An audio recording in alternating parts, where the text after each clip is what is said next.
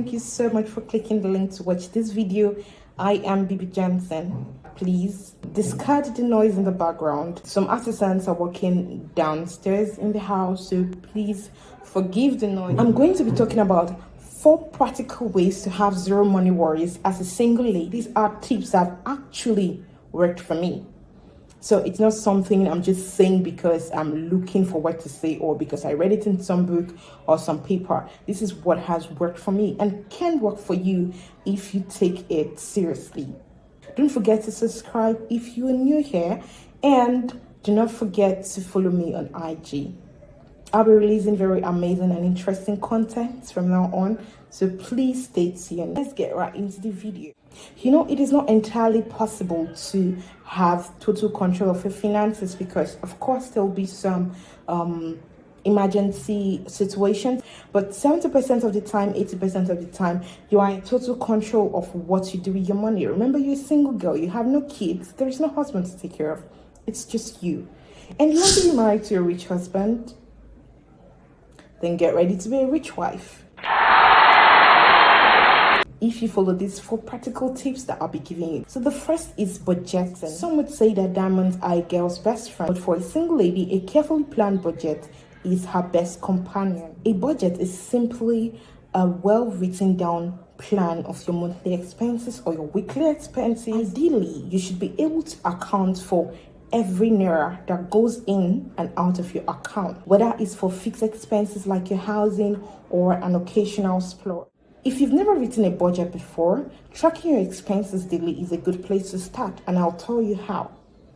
Now get you a book, get that, and a pen.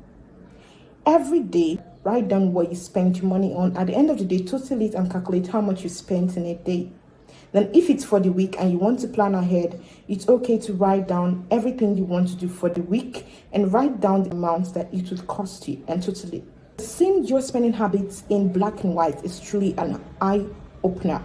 Being able to budget, this is something that has worked for me because I realized that no matter how much you have, money is never enough except you take control of it. So do not let money take control of you. Sit down and pen down everything you spend your money on. So the next practical tip is save before you spend. Very important. Now this is something that I learned to do a long time ago while I was still in school. And it helped me a lot because by the time I was done with school, I was able to buy my mom the kind of gift that I didn't believe a student like me would get her.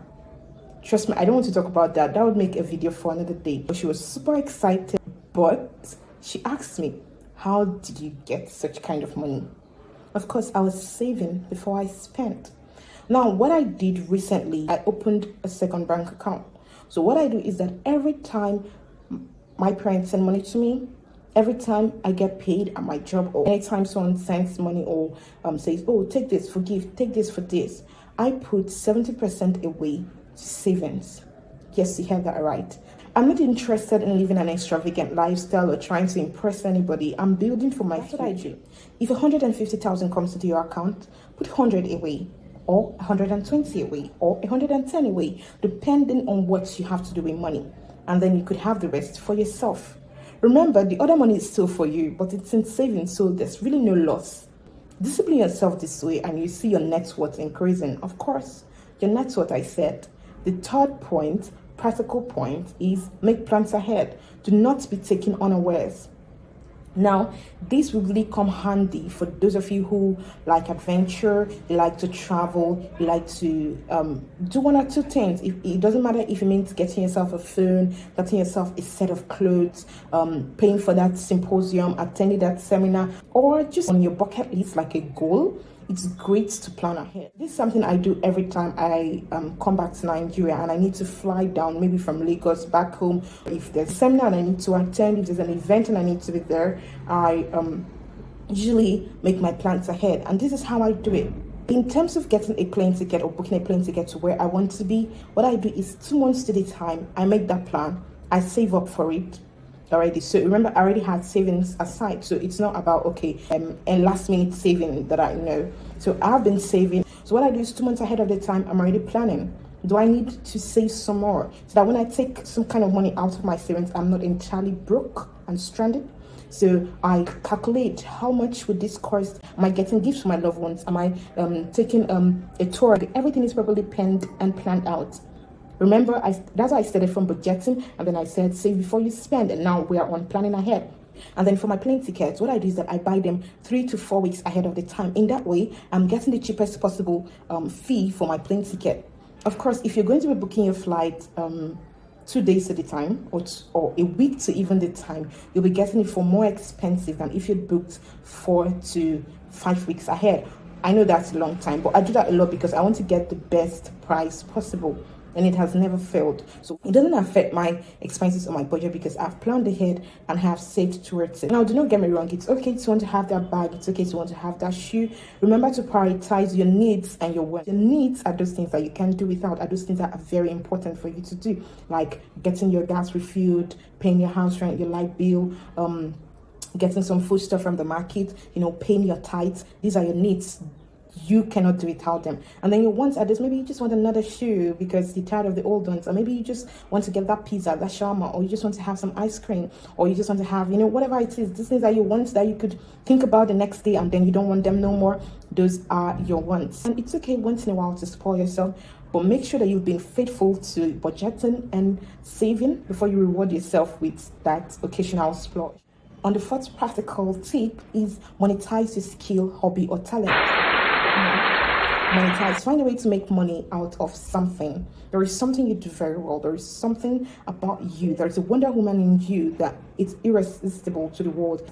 Develop yourself, and then because the competition out there is really tough, and if you're not prepared for it, you may not be able to stand any chance at all. So make sure that you develop yourself. You register for courses that help you build your talent, build on your skill. Prepare yourself for what's ahead. Your skill is that thing that you've learned. Your hobby is something you do for pleasure. A lot of people monetize their hobby. Like those who love to play tennis. Oh, I love to play tennis. Monetize it. Oh, I love to play golf. Monetize it. I love running. Monetize it. I can dance. Monetize it. Let people pay you, no matter how small. Do not despise the small beginnings. Let people pay you to dance for them. Remember, consistency beats talent. Yes, you have. If you're someone who probably you think you don't have a talent, because everybody has a talent. There is something unique about you. But if you think that you have no talent, be consistent at what you love doing. It could be your hobby or your skill, and with time, it would come so easy to you. Thank you so much for watching to the end. You there, yes, I love you, I see you, and I appreciate you. Do not forget, we talked about the 4 practical tips to have zero money worries as a single lady. It has worked for me, and it would work for you. You just have to start from somewhere.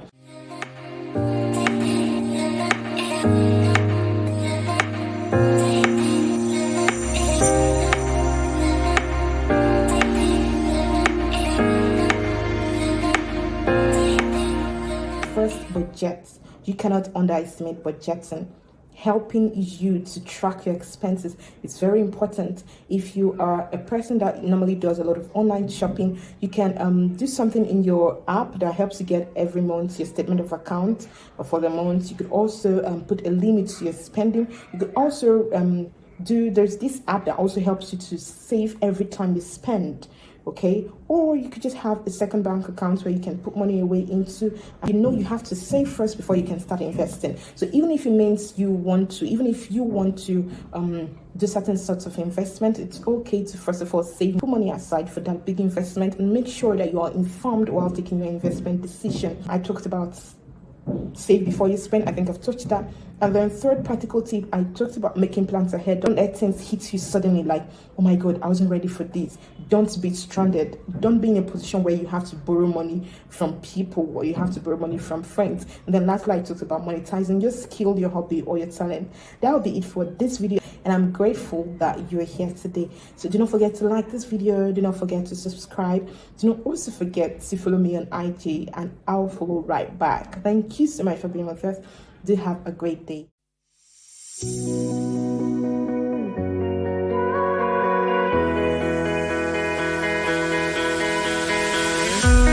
Let's dance in style, let's dance for a while. Heaven could wait, we're only watching the skies.